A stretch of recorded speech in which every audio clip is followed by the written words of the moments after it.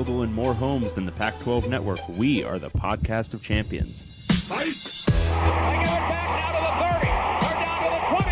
All the band is out on the field. I'm David Woods from Bruin Report Online. And here he goes, Miles Jack. And I'm Ryan Abraham from USCFootball.com. Liner going to try to sneak it ahead. Touchdown, SC. We are the podcast of champions.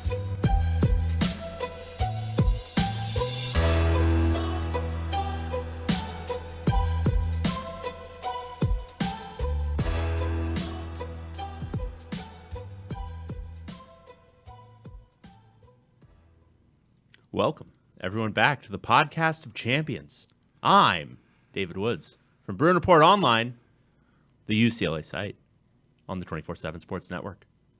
And I'm Ryan Abraham from USCFootball.com, the USC site on the 24/7 Sports Network. And together we make the podcast of champions, talking all things Pac-12 football, at least for another year or so. Yeah, we passed the deadline, less than a year until USC and UCLA are out, going to the Big Ten. But and it's, I think, the 1-year anniversary or nearly of the Pac-12 Board of Directors autarizing the Pac-12 to start negotiating a media deal. Yeah, how's that going? We haven't updated on that for a while. There have been so many things that have happened since then. So many updates. Let's take you through them just a second. None. In August, I think they said it would be a few months. And then in November, I think they said it'd be a few weeks. And then in December, I think they said it'd be a few months. And then in February, I think they said it'd be a few weeks. And then in April, I think it was then that it was imminent. Yeah. Then it was May, where it was going to be a few more weeks. And then it was June, where it was possibly by the end of the month. And now it's July. But there's a deadline that was like just from a week ago. There was a deadline. A deadline for Pac-12 Media Day, correct, July 21st, which was so funny because our friendly neighborhood beat reporters John Canzano and John Wilner are already soft pedaling that. Like, do they really need one? They were saying that like a week ago. Like, there's a deadline. Like, yeah, and there's not going to be anything.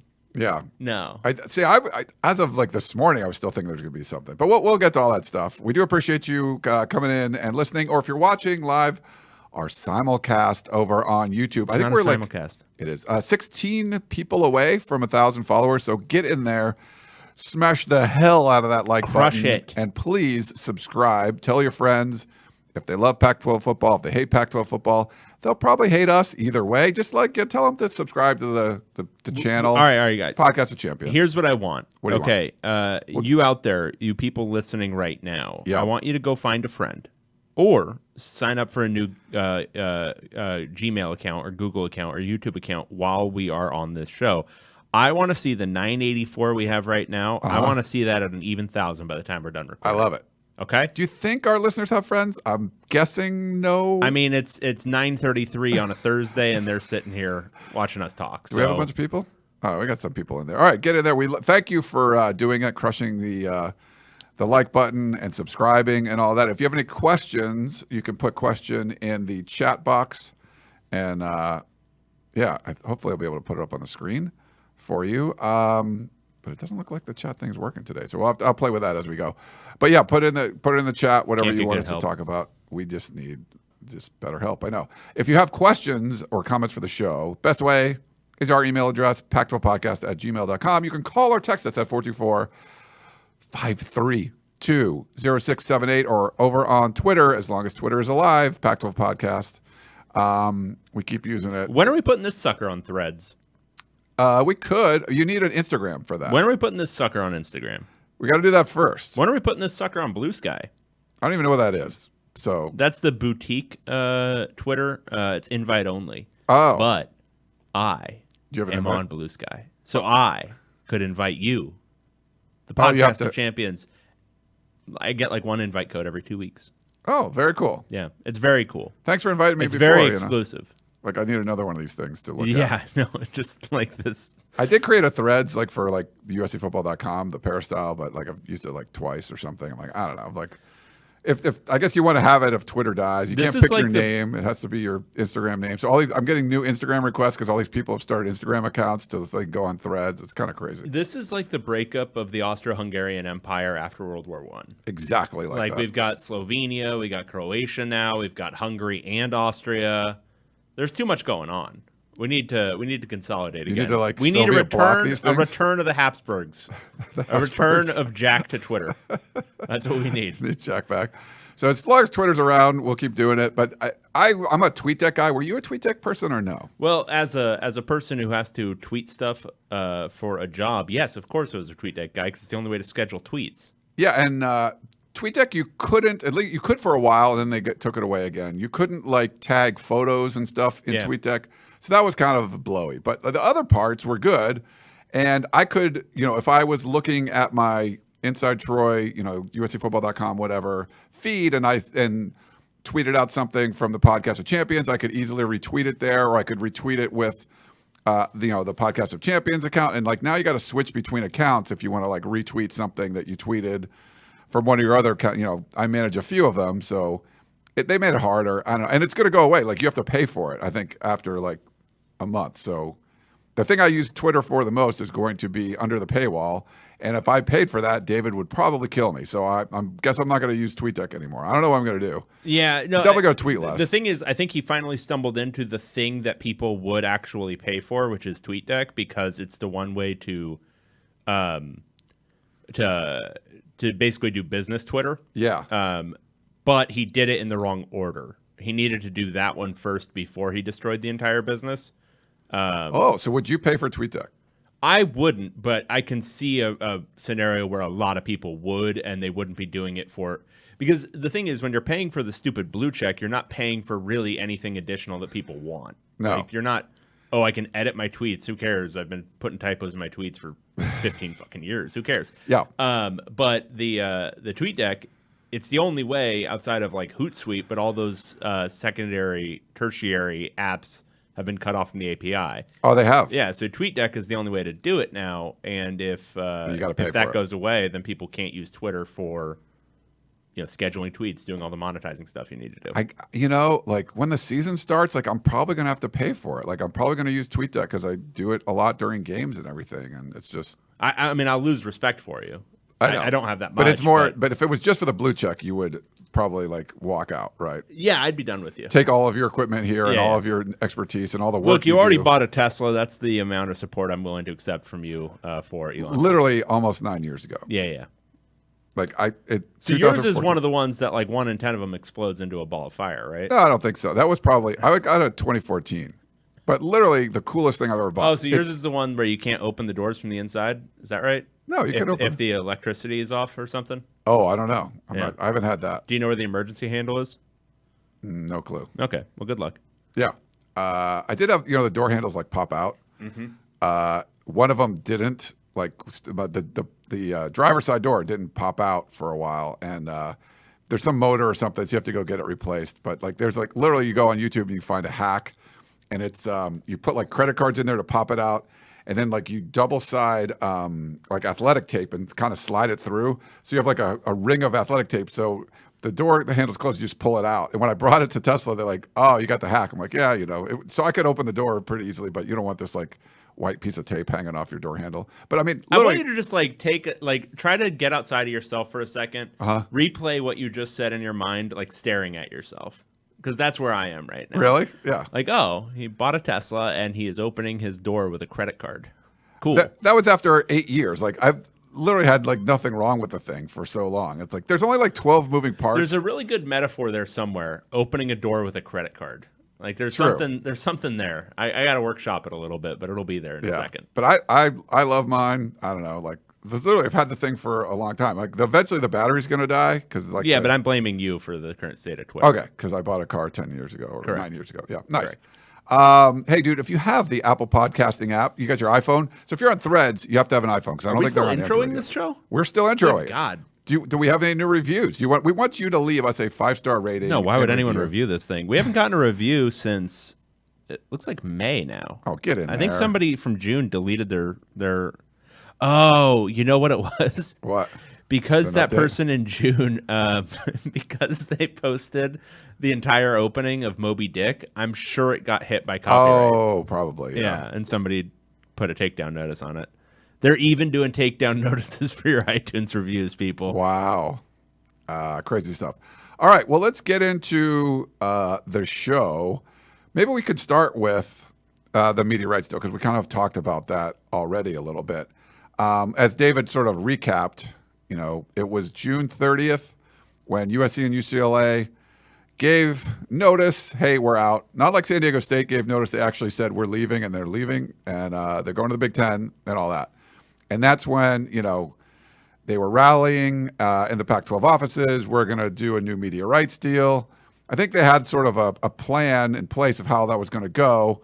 Brett Yormark over at Big 12 Media Days, which have started, by the way, or they might be done now, but they started this week, comes out and he jumps the line, and their media rights deal was up after the Pac-12's, but they go out and get, $32 million a year per school, and sort of set the bar where the last number we had was the Big Ten, which was like $75 million a year or whatever for every school.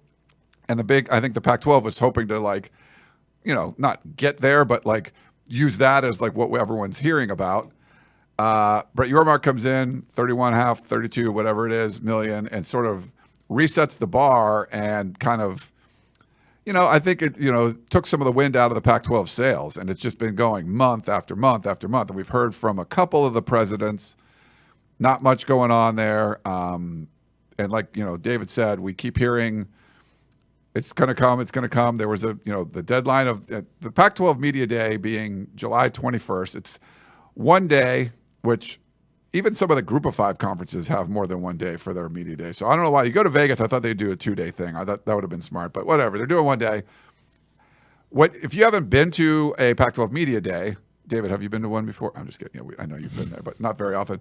So usually the opening remarks come, and it'll be George Kliavkoff and maybe one of the athletic directors kind of up there. He might bring up the director of officials, but you got to give it's like a State of the Union for the conference. We haven't heard peep, one from George Kliavkoff in months and months because of this. Everyone's going to talk about the media rights deal, right? So what's going on with that?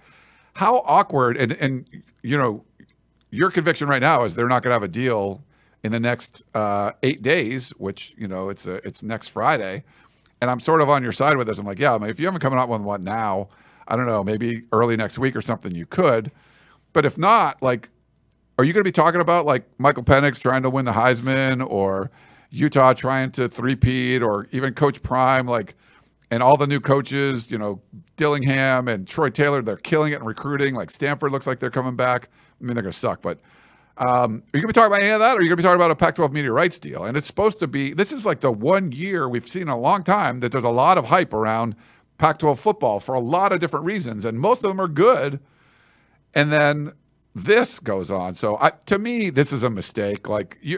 I would much rather have Pac-12 Media Day focusing on football. And it's now, if they don't get a deal in the next 8 days, it's going to be focused on this media rights deal. The mistake was made months ago, though. I mean, Yeah. I think no matter what at this point, a huge focus would be on the media deal, whether it gets announced or not, right? So if it's nothing, then you're going to end up with millions of questions for Kliavkoff Right. about Why does it suck what's and going blah, blah, blah. on. Yeah.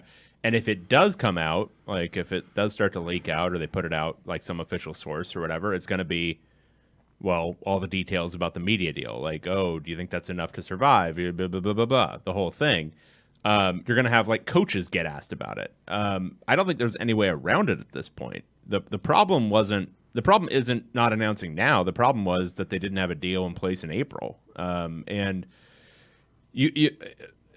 they very publicly went to market. They very publicly, were starting the process, and then they went silent and dead. And the thing is, if you're going to go silent and dead, okay, you do that for a month, but they've been silent and dead for 6 months now. On basically any details that are coming out besides what a president here, the Washington State idiot or the Arizona guy, Robin Roberts and Kirk Schultz. the Washington State idiot. Robert. Those Robbins. guys are a part of the leadership group now, right? Yeah, Robin Roberts. Robin Robbins. Yeah, it's Robin Hood? Robert Robbins Or Robert Robin Roberts. Robert Roberts. We can switch it around.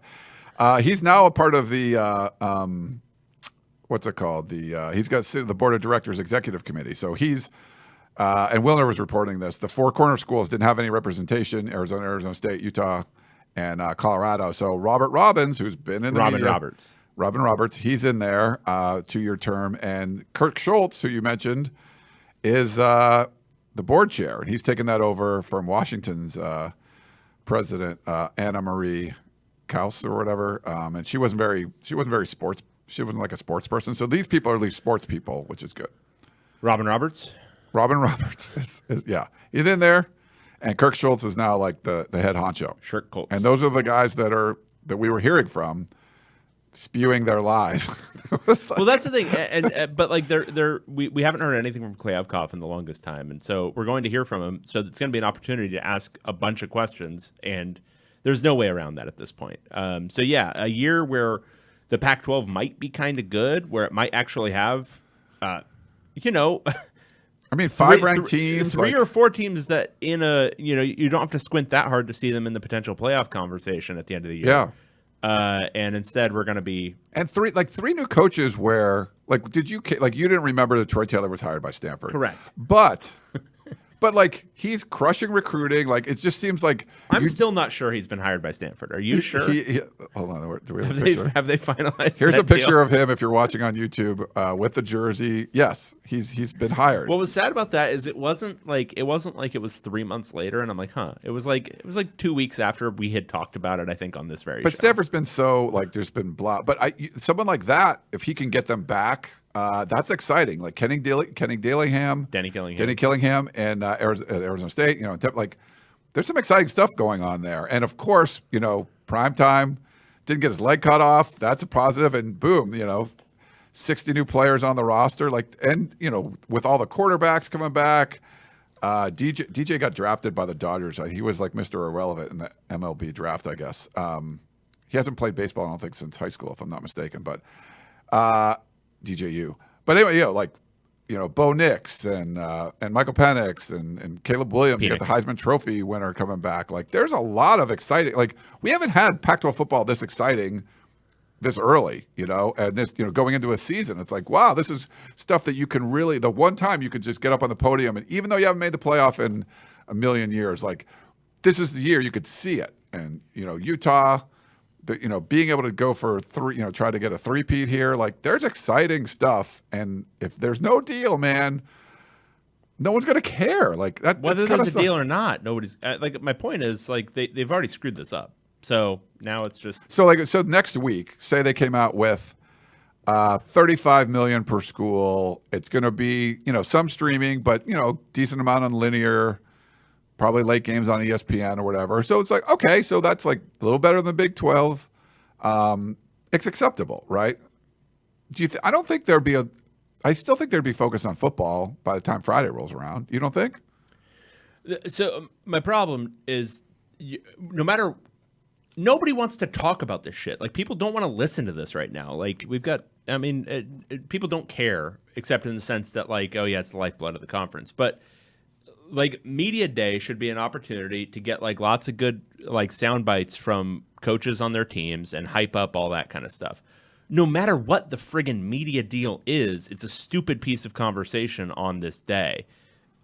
If you announce this thing in April, then it's not occupying this opportunity, which is to talk to, if the coaches aren't being idiots, the two best players on their team and the coach about that team that year. You also get maybe occasional shit talk between programs if they're, Jim Harbaugh talking about Pete Carroll's program or whatever. But now it's going to be about the likelihood that the Pac-12 still exists in 3 years, which is what this entire conversation is about. Yeah. All right. Well, we'll see. I mean, what happens? It looks like David Woods will be in Las Vegas. I was convinced for Media Day 5 minutes before this show to commit to my plans. Yeah. We have USCfootball.com social media intern Elizabeth in studio too. I don't know. Here, slide over here like a little, and you can. We have the camera up there. Say hi. If you could, you're gonna be seeing it. There you go. Check it in there. So she'll be in Vegas. I got a couple people from the site will be in Vegas, and now David Woods will be there. We've had some fun. I'm gonna be on 4 hours of sleep. Perfect. We don't need a lot of sleep when we're in Vegas. That's true. We do. You get the oxygen pumping in, everything's fine. We hit it pretty hard. For an old guy and you, yeah, we do. Dude, I'm we do ancient. Right. I have 2 kids. That does make you old. That's adds 5 years. That adds 10 years apiece. 10 years apiece? It's exponential, actually. It's 10 years for the first one, and then you get an additional 15 for the second. So you're older than me, then. Yeah, I'm 25 years older than I am. Damn. I'm 62. Yeah, you're 10 years older than me. Shit, man. Pretty old. Okay, so we'll see what happens. I kind of didn't even want to do a show until we had a media rights deal in place. Canzano and I think we wouldn't be doing a show would for never, the last year of the Pac-12. Yeah, it was it's just not going to happen. I think Canzano's latest column, or the latest one I saw, the people that he talked to, the sources he had talked to in the conference were more they're not looking at it the same way we're looking at it as this is, there's a deadline or anything.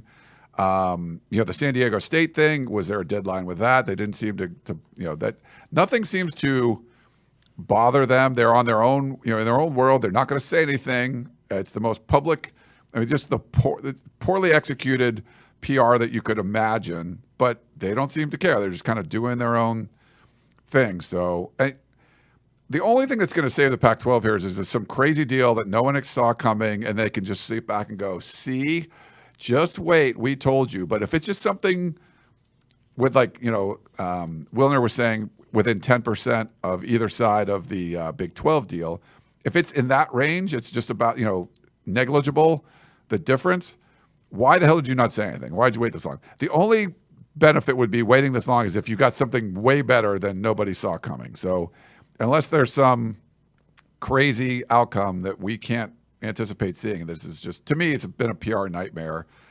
And Pac-12 Media Day, I don't know. I don't know what we're going to do with all this stuff. When it gets down to the breakouts and you have, you're listening to Kyle Whittingham talk about, Cam Rising's health and all this stuff, they're going to be asked a bunch of questions about, what do you think with the media rights deal? Oh, they're going to take care of, blah, blah, it's just going to be the same crap over. So every coach, every player is going to have to talk about it. And it's just, to me, this is a failure in leadership, unnecessary. You're going to put all these players and coaches through all that crap. Yeah. I just realized that was a confluence of your favorite things to talk about. Was there spring football in there? Who knows? But yeah, no, that's the one thing that was missing. But you had Media Day itself, as a construct. So it's good. your favorite thing to talk about, and the media deal. The media deal. All we needed was, I wish they could play a spring game before Pac-12 Media Day. Yeah. What if they had an all-star spring game before Pac-12 Media Day? Ooh, that would be fun. In July. I would love that. We could do that. We talk about it all the time. But I am excited for Vegas. Brett Yormark sort of backed off. Big 12 is first Power 5 conference to have their media day. He sort of backed off the open for business kind of thing.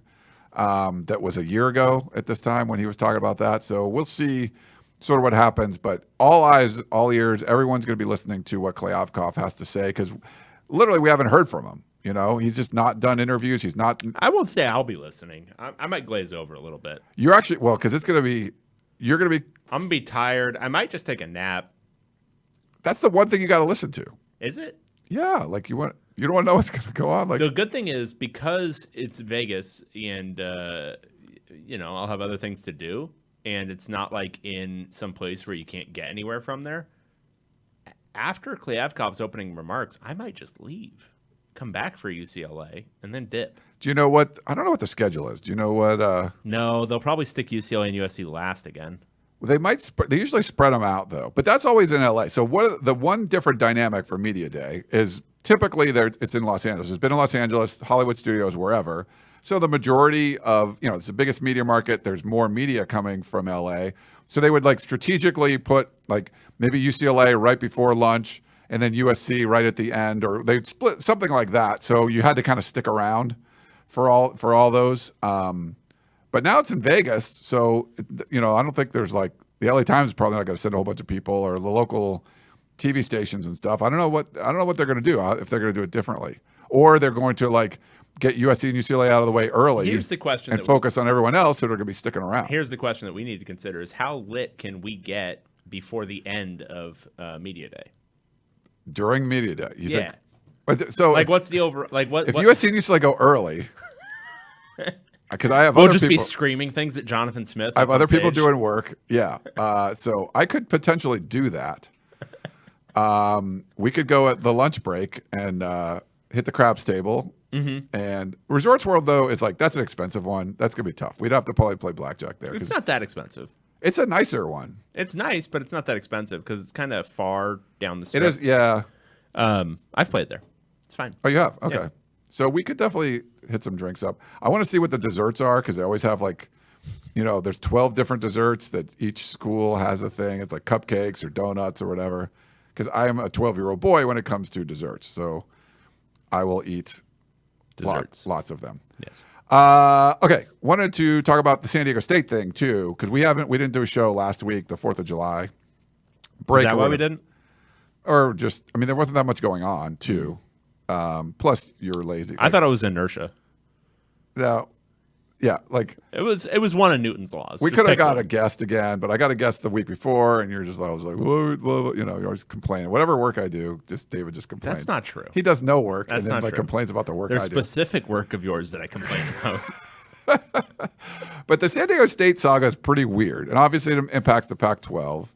There's a series of letters that went back and forth. San Diego State, I think they've done a really good job. And if you don't know, like San Diego State, I think for the last 12 years, if you combine football and basketball winning percentage, they are like number 2 in the country behind Ohio State. Like they've had very successful programs from the major sports. And obviously San Diego being Southern California, it's a no-brainer. They make it to the national championship game in basketball, a no-brainer to add San Diego State if you're going to expand at all. If you're going to expand, like they have to be 1A, B, C. They're the number 1 brand.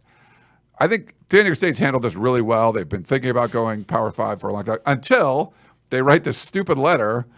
Basically, they're giving their intent to the Mountain West that they were going to leave, anticipating either the Big 12 or the Pac-12 was going to take them in. And the Mountain West is now playing hardball, even though the Mountain West needs San Diego State. So I think some of this is like lawyer stuff and just positioning and whatever. But there were letters that went back and forth, and basically the Mountain West is saying, no, San Diego State, I know you said it was only your intent to leave, but we're taking that as you are leaving. We are withholding the $6 million media rights payout you were due.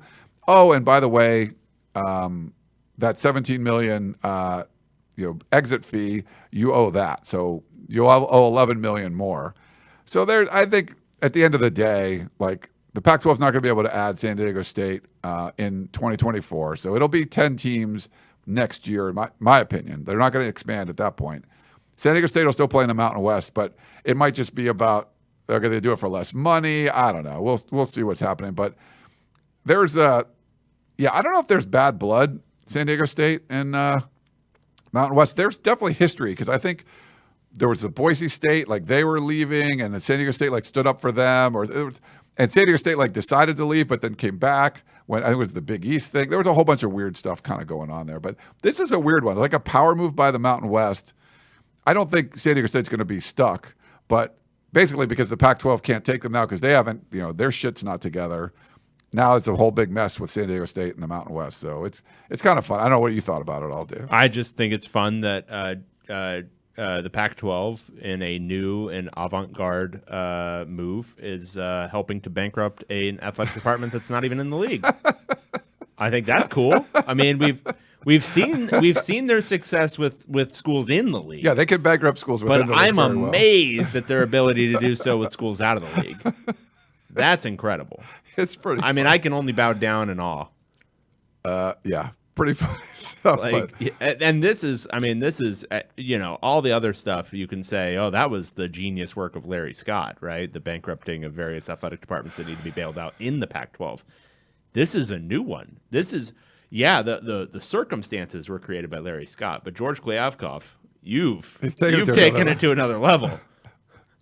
Negotiated at such a level that they are convinced they are coming, but might need some more time. Yeah. Oh, no. Sorry. We're going to take $23 million from you. Enjoy. Have fun with that. Well, I think it's the 17.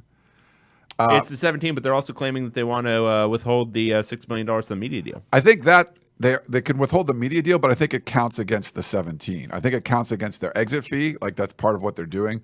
So if any good comes out of this, then maybe they only have to pay maybe the Pac-12 does add them because now they're getting the cheaper rate or something. So maybe they're playing chess and this was their strategy to not officially get out. There's always the chance this is all just legal posturing and they're having conversations behind closed doors. And they're like, okay, so we have to pay the 17, but can we make it just the 17?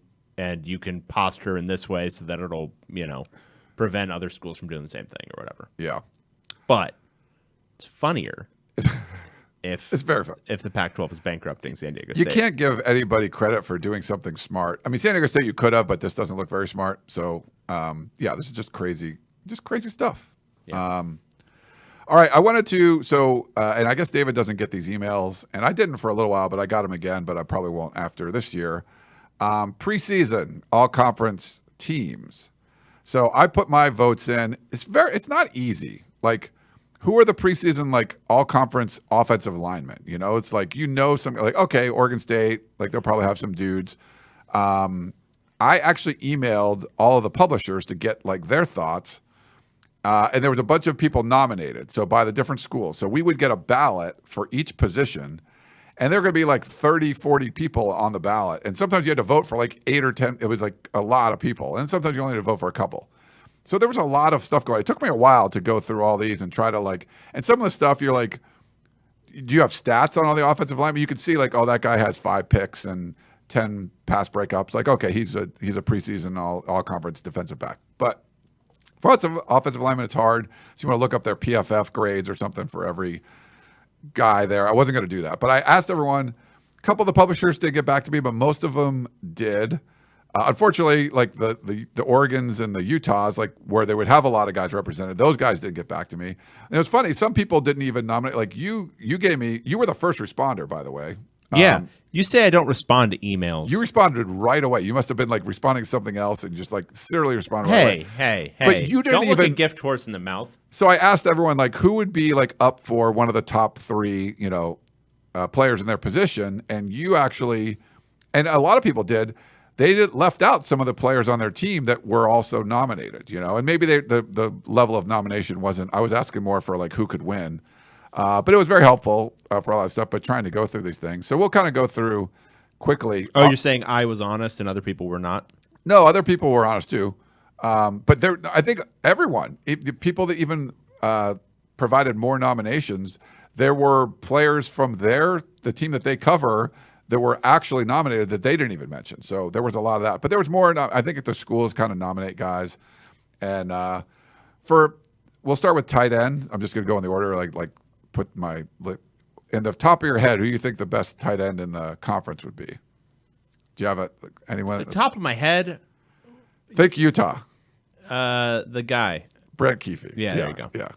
I also put in Benjamin Urasek, the Stanford one. It's funny, Stanford and Cal had some dudes, and I'm like, why were they so terrible? They got Cal had I think the second leading receiver or something in the Pac-12, yards per game. It's how are they so bad? Running back. This was, there were some dudes here, and again, I had a Cal and Stanford guy. I had Damian Martinez from Oregon State, Michael Wiley from Arizona, Jay Knott, California, and E.J. Smith from Stanford on my ballot. But USC brings in, running back from what am I blanking on his name? The running back from South Carolina. There's a lot of transfers that were very productive where they were. Yeah, Carson Steele for UCLA. Marshawn Lloyd. He had almost 1,600 yards last year for Ball State. Yeah, so it's hard to. That's what makes for me these ballots harder. Dude from Ball State. Marshawn Lloyd was a stud for South Carolina. People have brought in good running backs. I kind of focused more on the returning guys that I know. But I know some of the USC transfers, and I think they're going to be. I don't know. So, was there any running backs kind of off the top of your head that would stand out that you'd? I would have gone Damian Martinez. That would have been my pick. Okay. But no, I think you kind of handled it. Yeah, and there's always the chance that one of the younger guys, who's T.J. Harden for UCLA, you're not grading Harden really. You're grading Chip Kelly's running offense. And so it's yeah, you plug you somebody, kind of project. You plug somebody in there with some talent, they're going to be pretty good. TJ Harden's probably going to be pretty good. Carson Steele's probably going to be pretty good. Now, I think the question is, are they going to split carries? Because if they're going to be about 50-50, then neither of them is going to be all conference. Yeah. So, I don't know. It's hard. It's very hard to grade that stuff early. When they send the nominations, you can kind of click on the players, and it's sort of like it's not formatted well, whatever. But you could see, okay, here's the line for rushing yards or whatever. But any of the transfers, it's only showing you stats from returning guys, so it made it a little tougher, and it would have taken a whole lot of work. I tried to do the best job I could. For wide receivers, I had Rome Odunze, I think that's how you say his name, from Washington. Like, Washington's got some really good receivers, obviously. He was a stud last year returning. Dorian Singer is going to be at USC. He was second leading receiver, I think, in the Pac-12. Yeah. He's going to be catching passes from Caleb Williams, so I'm like, okay, that works. Jacob Cowling, I had him on there, and also Jeremiah Hunter from Cal, who I think like yards per game was number 2 in the conference or something, and which I had no clue. I'm like, really? Like, how's that good? I mean, there's Troy Franklin, Jalen McMillan, also from McMillan Washington. could have been there. It's a pretty stacked receiver conference, and you only get 4. Like, some of these we had to put like 8 or 10 or something, and like for receivers only 4. I'm like, how do we only have 4 for this? But one that could get there is J. Mike for UCLA. J. Mike Sturdivant. Okay, he's really good. Yeah, I think he was definitely nominated. I think you might have sent him over to me too. Maybe, but this was hard because there were only 4 for this one. For return specialist, they only had a couple here. Silas Boland was really good last year for Oregon State, and then of all the returning guys, Ray Lake Brown from USC was like the highest return percentage. So I didn't think this was it was hard to choose from this. Like, a lot of the more productive guys are gone, but any return dudes like UCLA have anybody or anyone that? No. Yeah, that was kind of a harder one. You only get 2 quarterbacks. I put Caleb Williams and Michael Penix.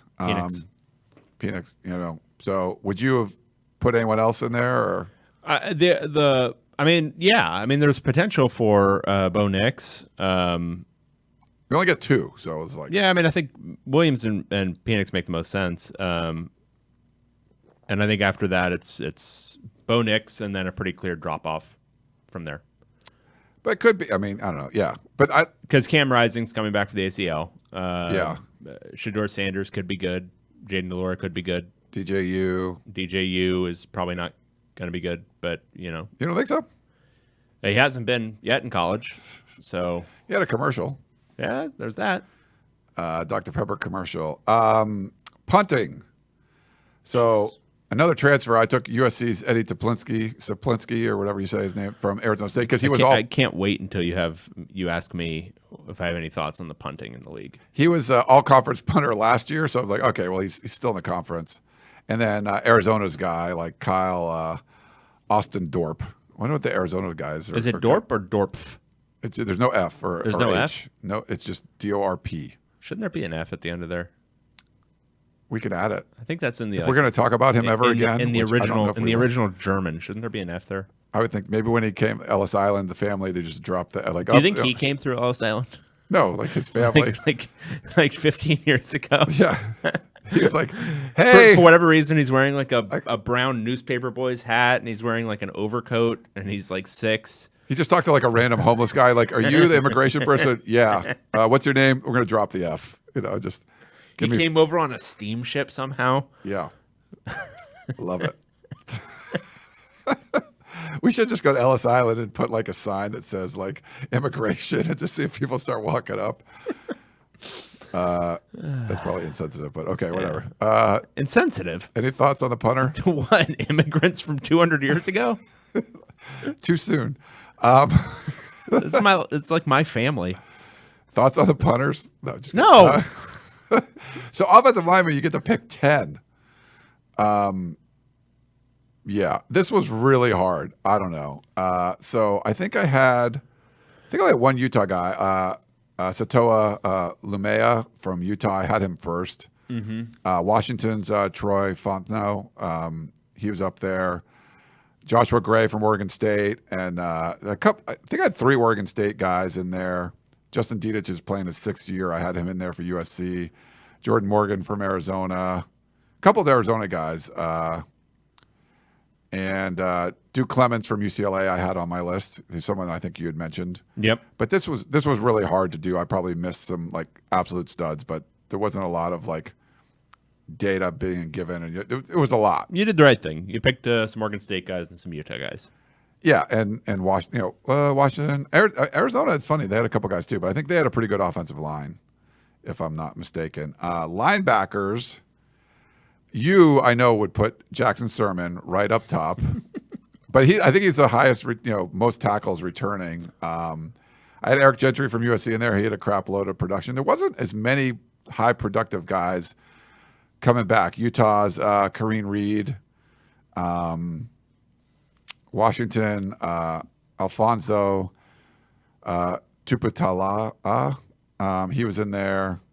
I put Mason Cobb from USC in there because he was like Big 12 leading tackler or something like that from when he was at Oklahoma State. So some of the guys in there. Anyone would stand out? Could UCLA could have anybody else in there? I don't think you gave me a nomination at linebacker, but no, I think a lot of people are putting Darius Muasau on their teams, and I think it's just because they didn't watch UCLA last year. Okay. What does that mean? Did you say Levani Damuni for Utah? I didn't have him in there. I guess I could have, yeah. Yeah, he was at Stanford. Now he's at Utah. Oh, okay. So I could have done that. All right. I don't know. That's the only one that really stands out. Okay. Kickers. Jesus. Joshua Carty of Stanford. And another Arizona guy, Tyler Loop. Carty, wasn't he famous for scoring every single point for Stanford in a game last year? I think so. Yeah. He was like, he had some 100% stuff. Yeah. Loop was like 86%, I think. So yeah. I was kind of just looking at kicker percentages and like, oh, those guys were the highest ones. Like, all right, go. Give me all your thoughts on that. Yeah, I agree. Defensive line, these are edge rushers and defensive linemen and stuff. Braylon Trice might be like the Pac-12 Defensive Player of the Year for Washington. Like he's got that potential. I had him number one. Laitu Lautu, how do you say his name? Latu from UCLA. I had him high up there. Is that fair? You mentioned him, I think. Yeah, I think there's potential for him to be the best. He's got a lot of natural ability. Maybe the defensive scheme this year will be a little bit better. Brendan Jackson from Washington State. I had Keon Bars because he's been like actually killing it. The Arizona transfer to USC. Brandon Dorless from Oregon. Oregon State's Sione Lolohe. Junior Tafuna from Utah. I put Bear Alexander, the 5-star transfer from Georgia, in there. I don't know. Yeah. Any thoughts on any of those guys? I think you nailed it. Not about nailing, but DBs.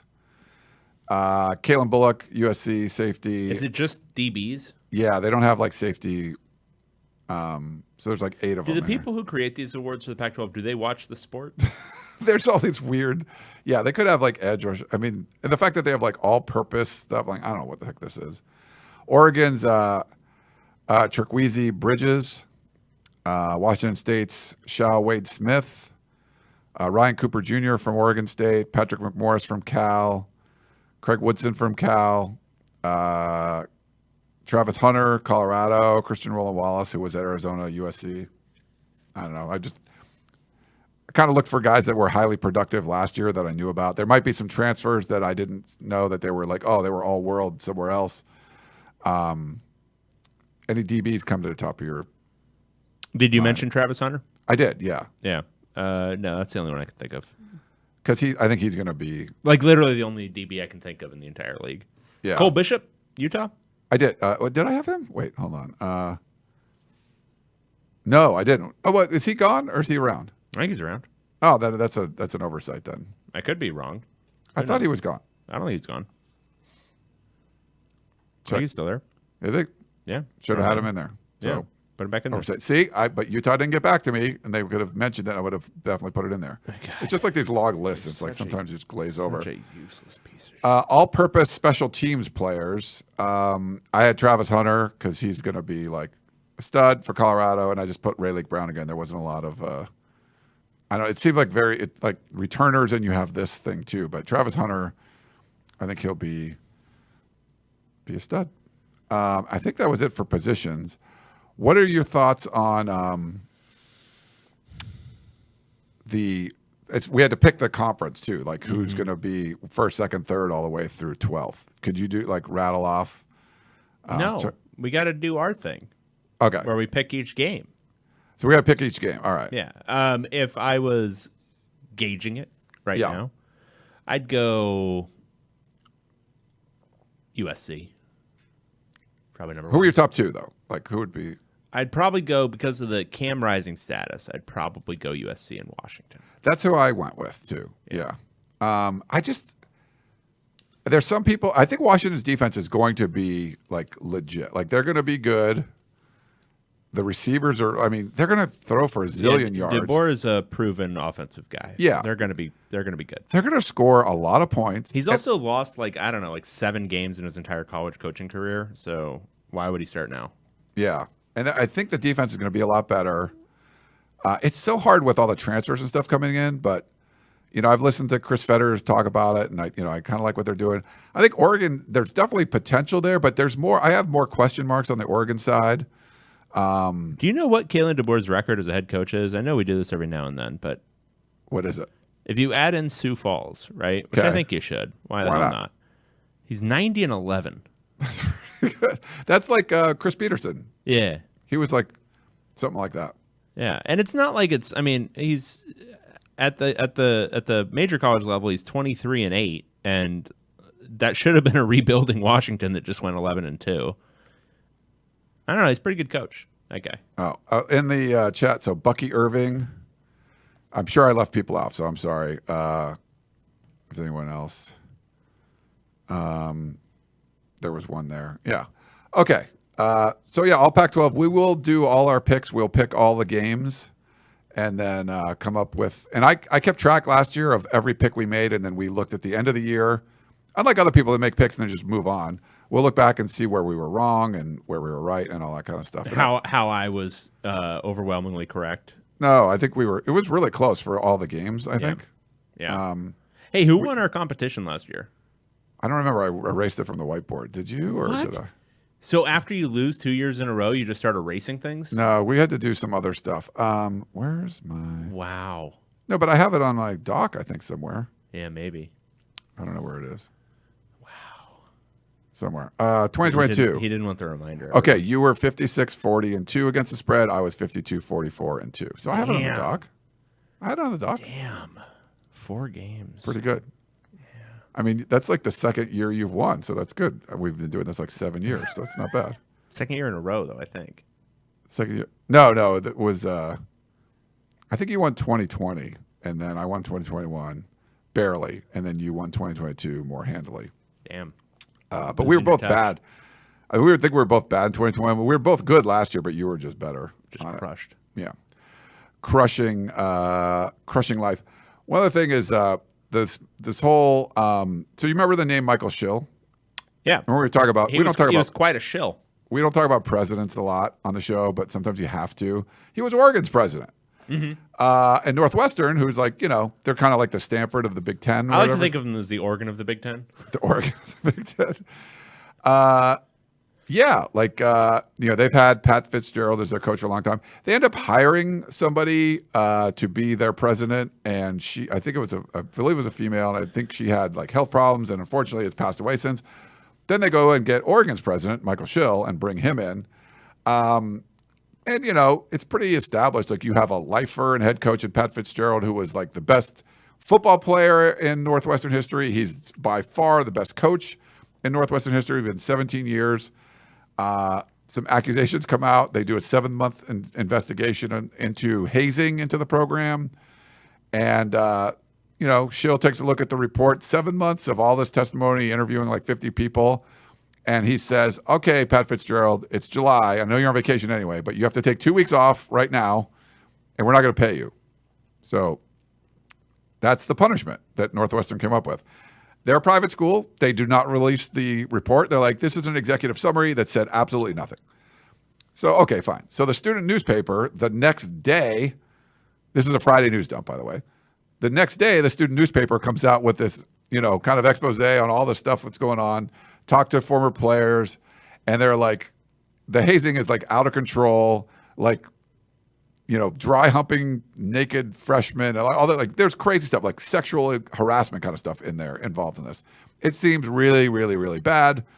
And then 24 hours later, Northwestern comes back and goes, oh, okay, instead of a 2-week suspension without pay in July, you're fired. It was like you couldn't have gone from a bigger swing from one to the other. So but, two thoughts. One, nobody, if anybody was wondering if anyone learned the lesson of Penn State, no, nobody did. It's all cover up, cover your ass all the time. Two, Schill is unfit and should be fired. That's it. It's pretty bad. Yeah, I mean, and they're all they like did this, and they're like European vacations and stuff. I don't know how many times we have to go through this where it's a bad thing happened, they cover it up. Okay, those people are unfit. Like, you need to be honest about this shit. Fire the fucking meathead head coach. He's a gym coach. Who cares? And you're going like the thing with that is, and I think this is where they run into issues is. They are now forced because of the actions, because of the reality, to fire him. They didn't want to do it, and the reason they didn't want to do it is because it's now going to be a legal fight regarding the buyout, which is like $51 million. Right. And so he's well compensated. He's a very well compensated man because we overpay these PE teachers, and so they have CEO protection.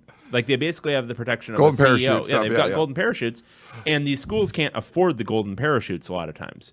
And so you end up in the situation where these guys are, malefactors. They do bad shit, and you can't fire them anymore because of the money involved.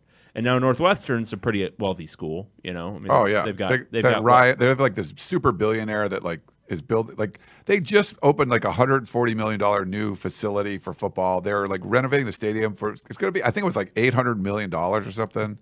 It's like the real estate guy, Ryan, I forget his name, but he's a huge, huge, huge booster. And a lot of the prominent sports writers that went to Northwestern. It's one of the best journalism schools in the country. But my point is, Northwestern is in the position where it still didn't want to fire him, and I'm guessing it was almost entirely financial until they were forced to, and they're a very wealthy school that can afford it. Yes. If it comes down to it that they have to like mitigate the buyout and pay like $20 million, they can do it. There are schools that can't. And I would just be, again, it's looking at an iceberg. All this shit happens. It happens in a lot of different places. Much worse things happen at Penn State, but it's the same basically operating philosophy. They're above the law. They can do whatever the hell they want. We don't need to worry about this, yada, yada, yada. There are schools that can't afford the buyouts and won't do it when it's uncovered, and they maybe don't have a student journalism department that's as robust as Northwestern's, because Northwestern has the best student newspaper in the country and has for decades. Every sports journalist went to Northwestern. Not everyone, but many. But it's it's a gross thing. I think it's a sign that a lot of this stuff happens in a lot of different places, and Michael Schill should be fired, and they should be looking for a new president and a new AD too, probably. Yeah. This is crazy, and they're like on vacation. The amount of just like the ego, the hubris, whatever you want to say, like that you're talking about. Okay, we're making it. Literally feels like this Ivy Tower thing, where you're king of all the land and you make a decree and just hand it down. Like, we will suspend Pat Fitzgerald for 2 weeks. Take my word for the reasoning, behind it, and walk away. Avert your gaze as I leave this podium. And like literally within 24 hours, like you have to think like, okay, we're going to suspend him for 2 weeks. If what comes out in the report that we're not releasing, and there's been some prominent like Northwestern grads that have been pushing on Twitter to release this, your mindset has to be, well, no one's ever going to know what's in this, because if they did, it's going to be terrible. Our decision is going to look really, really dumb, which it obviously does. So your mindset has to be, no one's ever going to know what was in this. When there's hundreds of former players involved, like there's so many people that could give an interview and tell you their opinion of what's going on. Do you remember? I think this was on I think Dan Wetzel was talking about this. You remember Ray Rice? Mm-hmm. So he like beats up his girlfriend or something in an elevator, and the NFL gets the report. They know exactly what happens. They see the video, and they give him some kind of slap on the wrist. Then TMZ puts the video out there. And now he's like blackballed. Like now it's like, okay, we have to really increase the punishment. Nothing changed. It's just what the public found out about changed. They saw the video and you're like, how can he only get a game suspension or whatever it was? And so now it's like, oh, once people started to learn what was in the report, now we have to fire the guy. Like it's because it's mitigating financial risk. That's the only thing that they're ever calculating in here. And with the public relations, that's a piece of the financial risk. But the financial risk initially is, I might have to outlay some money to pay for firing this guy or pay for suspending him for a long time in the case of Ray Rice. Like that should have been, a year-long suspension, something like that. And no, we can't do that because that's a financial hit to us. It's going to affect our wins and losses, and it's also going to affect, merchandise sales, the whole thing.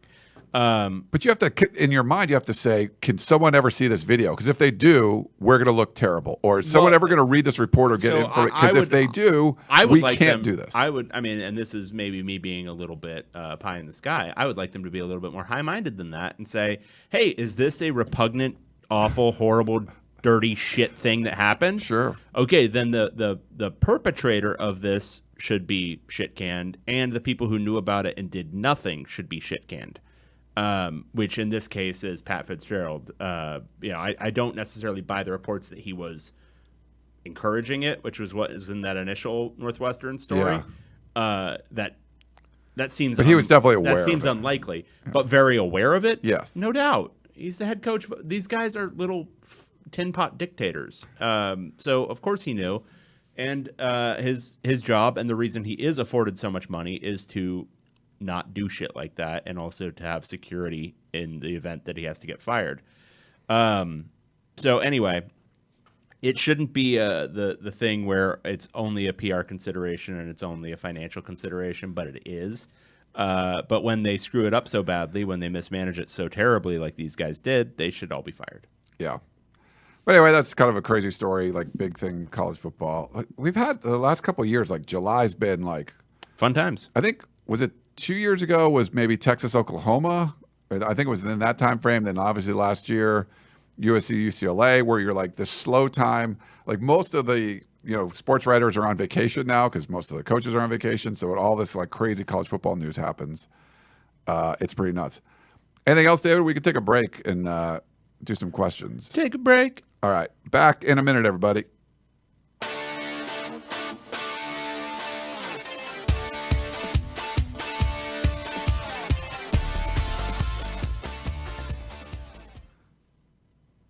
Hey, we're back. Hey, we're back here. Podcast with Champions. My apologies if you're watching. Thank you, first of all, for watching live. How was your trip? On YouTube. It was good. Where did you go during our break? We have like 40-something people watching live on, what's today, Thursday Did you go morning? to Vegas during our break? We could have. We could have made it.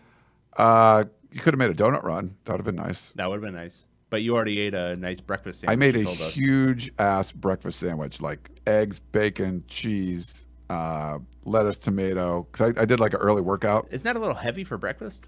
I know, but I did like 6 a.m. like spin class, and I was hungry, and I had like eggs and bacon. I stopped by the store. I mean, it's like massive sandwich. It was great. Damn. And then Elizabeth brought me tea, so I had some tea this morning. I got more tea, so I'm kind of amped. I'm ready to answer questions and stuff. But I wanted to apologize if you are watching live on YouTube. For whatever reason, the comments, I couldn't put them up on the screen. Don't apologize to them. We'll try to. So David can go through the chat and read your questions this time. Because don't apologize to them. Apologize to me. For all the stuff you do. We have a voicemail that came from last week, the holiday week, I guess. I'll play it for you. Holiday week. Hey, what's up, guys? It's Kirk. Just had a question for the podcast historian, Dave. With it being 4th of July this week, I wanted to get your opinion on kind of what you feel is like an overlooked period of U.S. history, kind of one that you feel like people should read more into. Thanks, guys. Hope you had a great 4th of July. So an overlooked period of U.S. history. I think unless you are super into like modern politics and stuff, a naturally overlooked part of American history is everything from about 1950 on. Yeah. Basically, the last 70 years, because, and this is 20 years ago, but when I was in high school, the textbooks more or less stopped in like the 1960s, and there'd be like a brief little overview of the 70s and 80s, but nothing that was super in depth, and this is the way history works. Obviously, is that it's hard to examine it in real time, and so you don't see the both sides of everything or like all that sort of stuff. But I think people trying to understand our place in the world and the ways in which we overreach and do a lot of dark and shitty things. You have to understand what we were doing in the 50s and 60s and 70s in our fight against communism and the spread of communism to understand that, like, the reason, South America is the way that it is, the reason the Middle East is the way that it is, the reason Russia is the way that it is, has a lot to do with shit we did between the 60s and the 80s. And so, looking at all of that stuff and having an understanding of that, I think would help perspective. Especially like when you look at like immigration issues from, the global South to the United States. Well, why are all these people wanting to immigrate from these South American countries and from these Central American countries? We spent the better part of 60 to 100 years destabilizing all those countries. So that's an overlooked part of American history. And then the other one would be the Gilded Age, because we're living in one. And it's funny because, like, and it's happened, Elizabeth is here. When Keely, like, was an intern with me, that was probably like 8-9 years ago now. To me, like, I lived this you weren't, I don't know what year you were, like, when were you born? You were... Me? Yeah. 1985. 85. So you were like 7 or 8, like when the riots happened, LA riots. Right. And I was at school. I was at USC, and like I have a bunch of like pictures, like film camera pictures from like 4 days later. We had to leave, and then when we came back, like it was insanity as far as like National Guard posted at the old sports arena, and every cop car you saw drive by, there'd be like 3 cop cars, 4 guys in each one with guns. I mean, they were like, it was a military presence like in the city, and we were supposed to take finals again. Like it was like the first day of finals. That's something I lived through as a, like, I guess, young adult, like, being in college. I was a junior or something in college. And like for Keely, like she wasn't born yet. And it was just kind of like, wow, you weren't around for this. And it was hard. And they, looking at the pictures, it was really kind of interesting. And now, and like someone like Elizabeth here, like 9/11, like the interns now weren't born when 9/11 was happening. You're like, holy shit, like this is real history, Yeah. Like, so yeah, or the books, like, it's the thing. It's like history books now probably go to like the year 2000 or whatever, and they do it in that like kind of bullshitty way for the last like 15 years of it. But it's probably a little bit more in depth through like 1985 or whatever, because we're old, ancient mariners. But I would say like there's a lot of history that's obviously happened in the last 20 years that is interesting and valuable, but it's tough to examine. But I think people can start examining the 80s, 70s, and 60s to see the root of a lot of things that are going on now. Gotcha. That kind of history I think can be more relevant for people than like learning about something that was happening in the 1880s. All right. We had an email. This is funny from Steve. So we get a lot. Dave created the email address, Pac12podcast@gmail.com. Which is so funny because you're the only one who responds from it, and every time it's signed by me. It is. So if I can say whatever I want, and it's like signed by David Woods, and they're Correct. like, but he doesn't respond on there. People have signed up for various dating apps on there. We're like some senior dating or something. David's like very popular with the seniors or whatever. Isn't it Linda is very popular with the seniors. Yeah. I don't know where this email came from, but it says, football private lessons for my kids. I feel like this is someone that actually listens to the show and feels somehow we're involved in this. I don't know. It says, hello, I would love to enroll my kids for football lessons. Where are you located, please? Kindly get back to me at your earliest convenience. From Steve. You should see what kind of money you can make here. Give them the office address. Private football lessons? Yeah, I think you could give a lesson. Like, I feel like this isn't some weird troll. This is like someone that was listening to the show and thinks that we would give football lessons, which I don't know. Let us know what you think in the chat. All right, I got a question. Okay. Podcast question. This is from Anthony.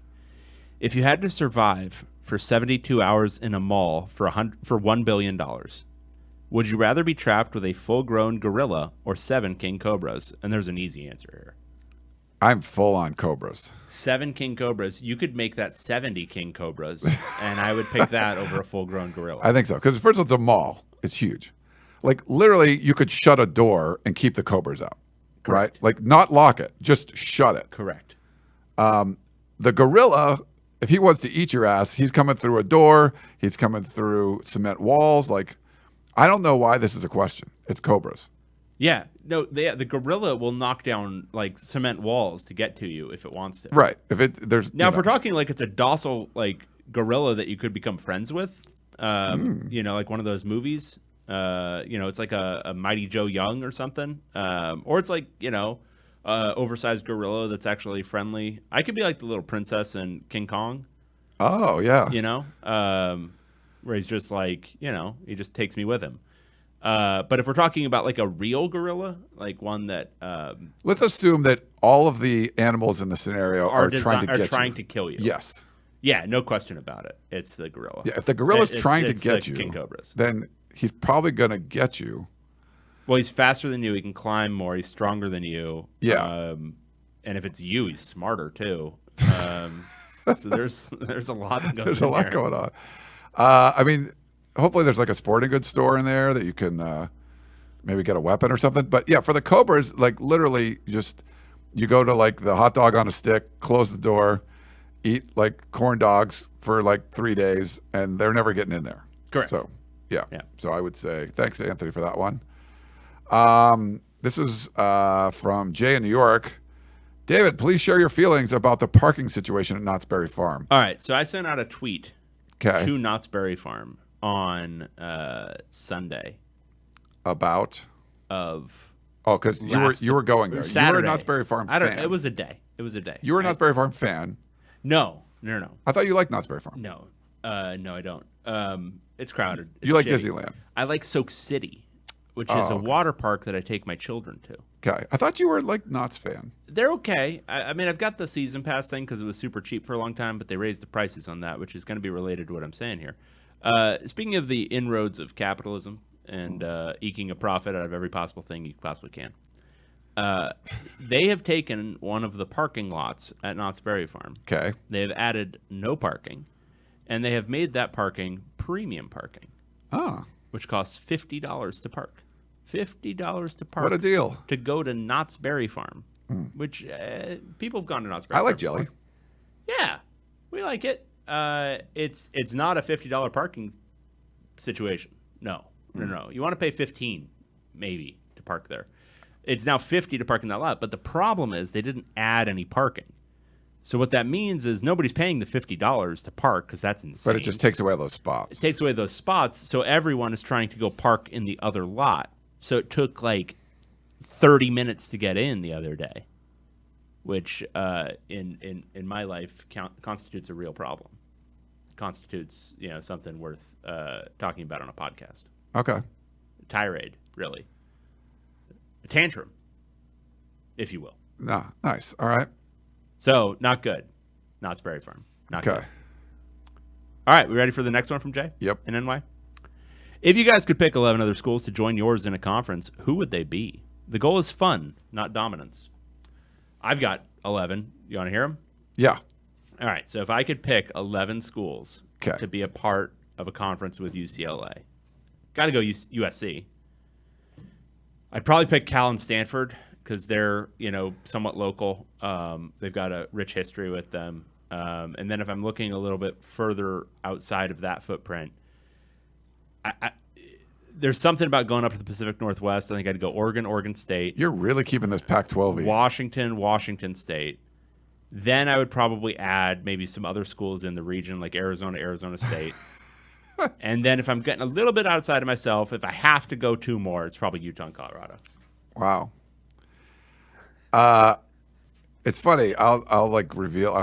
I did a little survey of a lot of people that cover like the Big Ten, and I'm gonna have more details coming out with this and stuff. But basically, I was asking people to sort of like, what if you had to like pare it down so there would only be like 10 schools in the Big Ten instead of 16?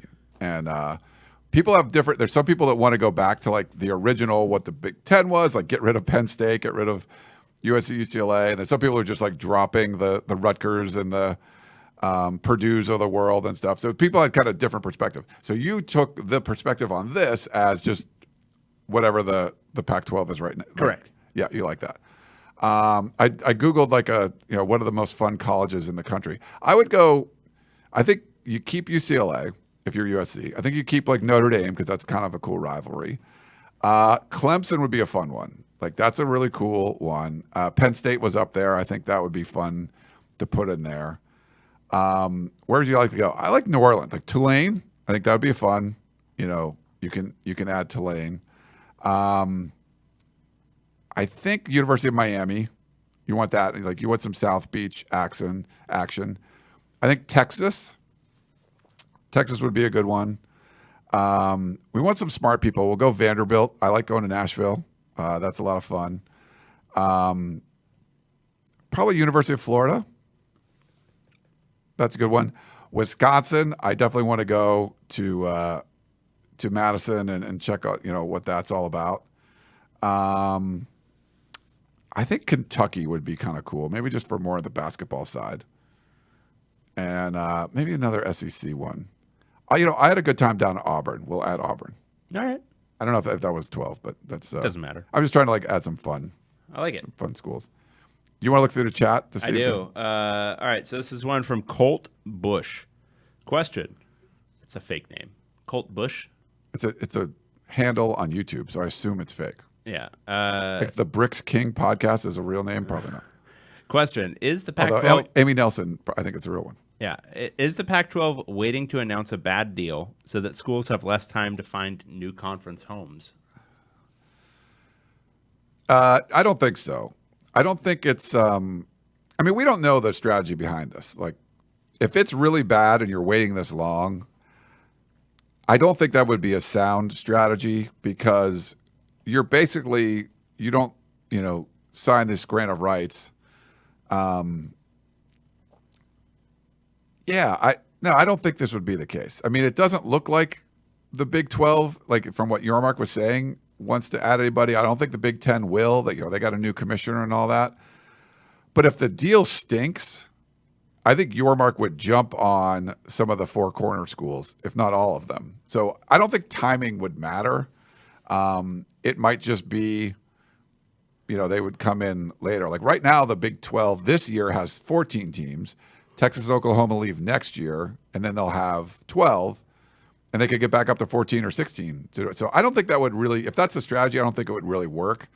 Now, maybe it's better for like Oregon or Washington. They don't have as many options, but I don't think you could keep the whole conference together by waiting.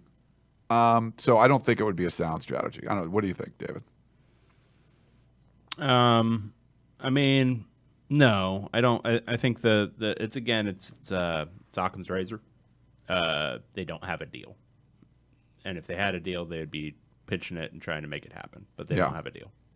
I think the much more likely thing is that they would try to spin a bad deal as a good deal, which is what will probably end up happening. Is that they will try to pitch it rather than try to hide from it. Yeah.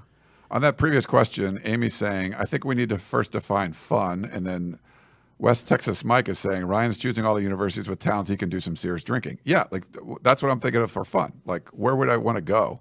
Yeah. I probably should put Arizona State in there because I love going to Scottsdale. This is from BL. When is Ryan moving over to Threads? I have a Threads, but not personal. It's the Peristyle on Threads. Why have you not created a Inside Troy Threads? Because you can't. I don't have an Inside Troy Instagram. It's tied it's exactly tied to your Instagram. Why don't you create a Ryan Abraham Threads, and then you don't have to be inside Troy anymore? You can be outside of Troy. I tried to do that on Twitter, and they won't let me change. And then someone probably already has it on Instagram. So I have like no. Why don't you just take your Instagram, your Ryan Abraham Instagram, and move it over to Threads? I don't have Ryan Abraham. I have Hermosa Rhino. Why don't you take Hermosa Rhino over to Threads? Because it would be for work, so that's my personal one. It's like tied to it. You should create an outside Troy. Outside Troy. And Amy was saying in there in the chat earlier that if you want to, so say you have David Woods or whatever you have for your Instagram, where you occasionally post pictures of like your kids or whatever. You don't post very often, and you create a threads. She was saying that if you try to delete your threads, the only way you can do it is by deleting your Instagram. So they Correct. don't let you delete it. Yeah. Which seems a little like, I didn't know about that. That seems wrong. Yeah. So it's not good. It's pretty bad. It's another billionaire trying to steal all your info. But those two billionaires could fight. Remember, like that was something that was going to happen. that'd be fun. Yeah. Yeah. I would like to see that. Yeah. I think Elon would kick his ass, but Well, maybe they'd both end up with some sort of hematomas. what was the All old Friends episode where it was like Jon Favreau was playing Monica's boyfriend, and he was like some billionaire, and he was like studying, hired all these coaches to be a UFC fighter and just kept getting his ass kicked. It was kind of fun. West Texas Mike asked, is Moby Dick still under copyright? No, it's not. So it's probably not that why it got taken off. Taylor says Zuck would wreck Elon. No way, dude. Yeah, no, he absolutely would. You think so? Have you seen him? Is he like Jack now? Yeah, dude, he's been doing UFC training, and Elon Musk is like a doughy 52-year-old. Oh, all right. Well, maybe Zuck will kill him. Zuck is only 39. Like there's a huge age difference, and one of them has actually like done things. Elon Musk is just like a big husky South African fat guy. Oh, okay. I just thought he was like bigger. I didn't realize Zucker was like training and stuff. Yeah, no, he kicked the shit out of him. Eddie says he trains with GSP, so they're both like training. Oh, yeah, okay. This is from Amy. How do you rate Kliavkoff now compared to when he began? Sounds like you're disillusioned. Yeah, he's Very good question, Amy. he started off fine, but there's a limited amount that you can blame Larry Scott for after a while. Yeah, that's sort of like in the beginning I gave him all the passes, and now I think he's screwed up some stuff too. Not to the same level, and he started with a bad hand, but I think he's made some bad plays. Like you can have bad cards and lose more money than you need to with those bad You're already cards. getting in the Vegas mindset. I can hear it. I'm very much in the Vegas Yeah. mindset. Like you can throw bad money, good money after bad, and I think we're in that rage now. And Yeah. some of it might be you're still trying to. What was the Princess Bride? When You're still trying to win. you're still trying to win. He ends up winning. So if Kliavkoff can find a Hail Mary somewhere and win, hats off. I don't have a hat on right now. Hats off to him. I just think it might be more of a desperation play. Like you're really doing all you can to try to. And I think some of this too, and it comes back to the school you cover. How much was this delayed by holding out hope that UCLA was going to have to stay? Do you think that's my point? Is that like if how you many did times, that at how all, many that times- was dumb. How many times on this fucking show did I tell you that was bullshit? And that was starting in September of last year. No, August you last said year? it was no way UCLA wasn't going to leave, and I felt that was true. No, but that was bullshit the entire time. And But if so- you really thought that was like a pipe dream. If he thought that, like, no, but that's my point. Is he can't think that stupid shit. Like there's people who can. There's people who can posit that stuff. But the fact that like, and again, I'm not saying like Wilner or Canzano or like mouthpieces or anything, but the fact that they were reporting that was a legitimate possibility was a reflection of what was going on in the Pac-12 offices. Right. Which is they thought it was a legitimate possibility, which is insane. which is cuckoo for Cocoa Puffs. Absolutely insane. That was never going to happen, ever. Yeah. And for them to think that is so stupid. Ferocious. And that by itself is, obviously he's not very good. No feel. Yeah. All right, we got some more. Sure. This is from Jim Choi. How much is that Tesla worth now as used? I have no idea. Honestly though, it's my favorite thing I've ever bought. I don't think it's worth a lot. It's worth stuff to me. Buying an older Tesla like that, like I still have free supercharging, so I can go anywhere on the Tesla network and charge for free because I bought it back then. Like now you can't. And I think when I first got it, like the first few years, I could have turned it in and kept that, but you can't anymore. So I'm going to keep it till it's dead, basically, and maybe even just buy a new battery for it. I don't know. That's how people should use all cars. You drive it until it dies. I think I've owned maybe 4 cars, like in my, I bought one like when I graduated from college.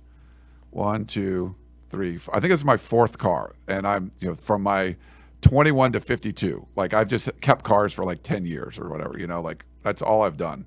Yeah. But some people lease them and they get a new one every 2 years. But I don't know. Yeah, some people just. Yeah. But this is definitely my favorite one. So if you're like, oh, like electric car, foot on the accelerator, boom, you're gone. It is just fun. Yeah. Is Cam Rising healthy? I don't think anyone knows besides Cam Rising and Kyle Whittingham, and they're not telling. So I think it's still up for debate whether he'll be ready for the season opener. That'll be one of the bigger topics at Media Day, like how healthy is he? Is he going to come back? Can he play in fall camp and all that stuff? My gut is, David, it's going to be like, you know, if you're not starting fall camp, like it's going to be really hard to start the season, you know, like, so I don't know. Hopefully for the Pac-12, you want to see him healthy and being able to play in fall camp, but I'm not sure. And we don't have any, you know, inside info on it. At least I don't. This is from Eddie. Dave was born in 1985. Why do I look so much younger than him when I was born in 1984? It's a great question. Eddie, do you have 2 children? He might. He might. I don't know. Then I'll need another excuse. You know, lots of hard living, covering UCLA sports. Yeah, Eddie, are you a UCLA person? Because that no, can put the years USC on guy. you. That can put the years on you real quick. All right.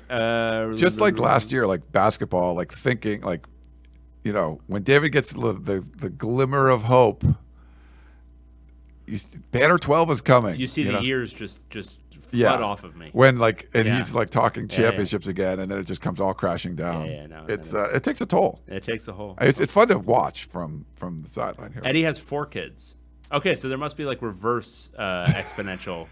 I just need more kids, then I'll be fine. All right, I think that is. Mark asks, when is Pac-12 Media Days? It's on Thursday, and it's just a day. No, is it Friday or is it whatever. Thursday? I don't know. It's the next 21st. week. It's Friday. Yeah. And Yeah. I'm going now. We will be there. You know, I'm bummed. We were going to do like a Radio Row thing at some point, and then there's a lot of stuff. Do you think they would give us Radio Row at this No, point? not now. Like, I don't think they like us because we're leaving. It's not like we're leaving. Like we're not making the millions of dollars. Like, Well, they didn't like us because of the tagline for our show that we still haven't changed. that's one of the biggest props I give Kliavkoff is like, I literally the second I met him, he quoted that to me, like more homes like he knew it was like he was at USC meeting USC beat people, but he knew me that we were part of the show that says we're in more homes than the Pac-12 network. Yeah. Which is going to have to change because I think the Pac-12 network is probably going to go away or so. I think it'd be funnier if we kept it, even when they go to the Big Ten. It's we are still in more homes than the Pac-12 network. True. I would say, yeah, just don't change anything. We just keep it going like it's the same. You know, that's more us. It's like we don't have to work as much if we just keep it that way. I like it. Yeah. All right. Well, I think that's it. Oh, that's it? You Only got- an hour and 22 minutes about nothing? Really? Well, we had our all-conference team. We had to talk about the media. Did you know the media deal's not done yet? You know, we had to talk about that a little bit. Yeah, that's true. Some excitement, and we had Elizabeth in the studio. You know, it was a fun show. We laughed, we cried. I don't know if we're going to do one before Media Day, unless they if they get a deal, we'll do one before Media Day. Otherwise, and I will bring my remote equipment. Ooh, your remote equipment. I have remote, like all the stuff I have. Like David does not. But you're bringing your remote equipment. I'm bringing it, That's exciting. and stuff. we can do a show after Media Day, either while we're drunk or while we're getting drunk. Would that be good? I think those are the only 2 times. I think it probably won't be video, and we potentially could.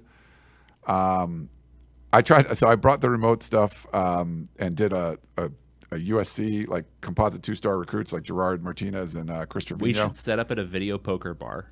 Ooh, and that would set it be up good. right there. I don't know if they would allow that. Actually, they do. They allow you to like film stuff now because before they didn't. Now it's like free advertising. So you see like influencers, like people are like going to Vegas, like influencers, and losing crap tons of money in slot machines, but making money because people watch them do it, like on their streams and stuff. So you actually make money by losing a lot of money. Do you know how old That would I be just fun. got listening to that? That would be fun. Like, I think it just aged about 40 That's years. a thing. Like people do that. You know, people watch people play video games and all that stuff. People will watch you like lose a crap ton of money because it's fun. Like, oh my God, that guy just put $100,000 in a slot machine, but somehow makes it in like YouTube ads or whatever it is, or Twitch ads or however that works. But yeah, we can do it remote. Probably just audio. I think the video aspect. When I try to do it, with my little laptop, it like crashed everything. But we can do a recording out there, kind of recapping what's going on at Pac-12 Media Day. Love it. When are you getting in? You going in Thursday night? Yeah, Thursday day. Yeah, Thursday. Yeah. Okay, I'll try to do the same. Ooh, I'm gonna try to rearrange my travel schedule. I love it. Yeah. Okay. Well, now you went from I'm not sure I'm going to. Well, let now me I'm spend thinking like about it. a week I there. really don't want to get up at 5 in the morning or whatever. It'll have to be 3:30 in the morning to get there on Friday. That would be rough. Yeah. Cool. All right. For David Woods, I am Ryan Abraham. Hope you guys enjoyed the show, and we will talk to you next time. Goodbye.